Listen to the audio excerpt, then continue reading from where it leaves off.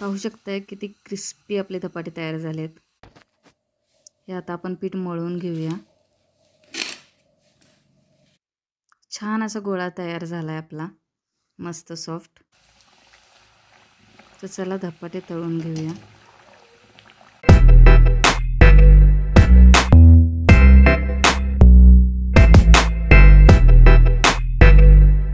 नमस्कार, माझं नाव श्यामल महेश पाटील। तर मी नवीन चॅनल चालू करते ज्याचं नाव आहे टेस्ट ऑफ कोल्हापूर।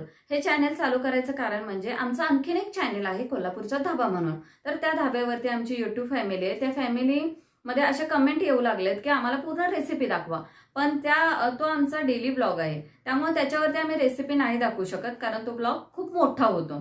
त्यासाठी मी हे नवीन चॅनल चालू करते। त्याच्यामध्ये तुम्हाला धाब्यामध्ये कसं जेवण बनतं त्या रेसिपी प्लस तुम्हाला आमच्या आमच्या गावात म्हणजे आमच्या कोल्हापूर भागात कशा प्रकारे जेवण बनतं त्या पण तुम्हाला रेसिपी बघायला भेटतील। त्यामुळे न चुकता माझ्या चॅनलला सबस्क्राईब करा।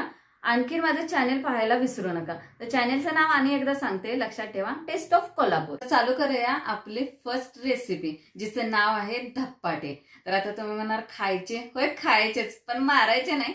आणि माझ्या शिवंशला ही रेसिपी खूप आवडते, त्यामुळे चला चालू करूया आपण ही रेसिपी। धपाटे करण्यासाठी लागणार आहेत आपल्याला हिरव्या मिरच्या। तुम्ही आपली चटणी पण वापरू शकताय मिरचीऐवजी। परत लसण, 2-3 गड्डे मी लसणाचे घेतलेत। मिरची बारीक कापून भाजून घ्यायची, तेल वगैरे काही न टाकता।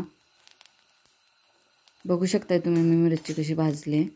जास्त पण करपूस अशी मिरची भाजायची नाही। त्याच्यानंतर आपल्याला लागणार आहे ती कोथिंबीर।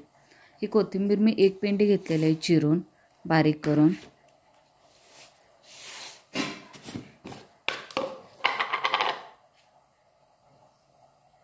मीठ साधारणतः मी 1.5 चमचे टाकलेत।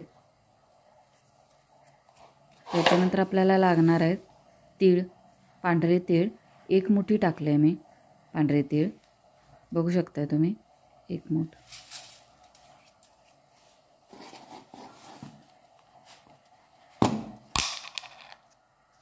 हळद पूड अर्धा चमचा।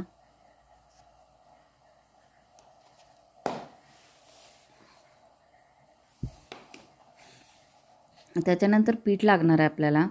हे पीठ आहे ते उडीद डाळीचं पीठ आहे, अर्धी वाटी।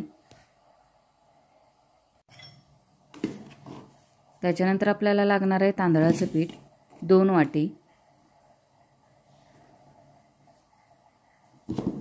तुम्ही हे दळून पण आणून घरी ठेवू शकताय एकत्र 3 पीठं। गव्हाचं पीठ पण लागणार आहे आपल्याला 1.5 वाटी।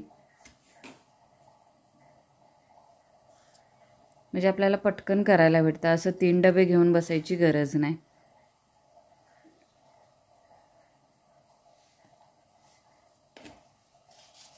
हे सगळं आपण एकत्र असं चाळून घ्यायचं, म्हणजे एकजीव होतं पिठाचं, मिक्स होतं पीठ चांगल्या प्रकारे। त्याच्यानंतर मगाशी मी जी मिरची आणि लसूण मिक्सरला बारीक करून घेतलंय। जास्त मोठं पण नाही ठेवलं आणि एकदम पेस्ट पण नाही केली, मीडियममध्ये ते बारीक करून घ्यायचं।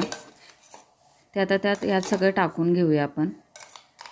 मिरच्या तेवढ्या लागतातच कारण झणझणीत छान होतात असे धपाटे।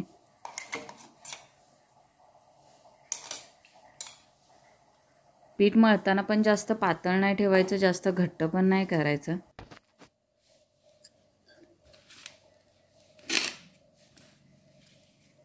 व्यवस्थित मळून घ्यायचं पूर्ण सगळं असं एकत्र मिश्रण करून। सगळीकडे आपलं मिरची, लसूण, मीठ, तीळ वगैरे सगळीकडे असं पूर्ण हे झालं पाहिजे। पाणी थोडं थोडं घालून घ्यायचं, एकदम पाणी नाही ओतायचं।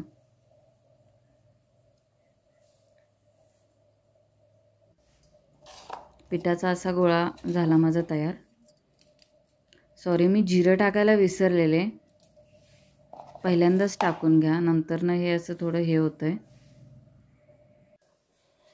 माझा गोळा बघू शकता असं झालेला आहे, छान असं, जास्त पातळ पण नाही जास्त घट्ट पण नाही। थोडंसं तेल लावून एक 15-20 मिनटं किंवा 10 मिनटं सेट करायला ठेवायचं।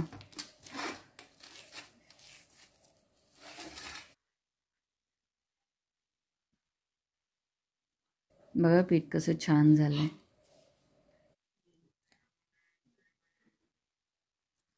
10 मिनटं सेट झाल्यानंतर आता आपण एक पेपर घ्यायचा प्लास्टिकचा आणि त्याच्यामध्ये गोळा ठेवून हा अशा प्रकारे गोळा तयार करून गोल धपाटा, गोल नाही म्हणता येणार, त्याच्यानंतर आपण तळून पाहूया कसं होतं आहे. तुम्ही 2 प्रकारे करू शकता.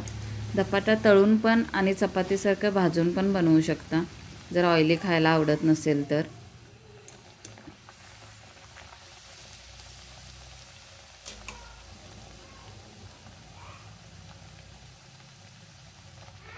जास्त हाय गॅसवरती धपाटा भाजायचा नाही, लो टू मीडियम हायवरती भाजायचा. मीडियम गॅसवरतीच भाजून घ्यायचा. जर का तुम्हाला पुरीसारखा फुगलेला पाहिजे असला तर थोडासा जाड बनवायचा, नाहीतर मग असा हवा असेल तर मीडियम. जास्त कडक पण नको आणि पुरीसारखा पण सॉफ्ट नको. हा धपाटा आपण लोणच्याबरोबर, दह्याबरोबर खाऊ शकतो किंवा ठेच्याबरोबर पण खाऊ शकतो.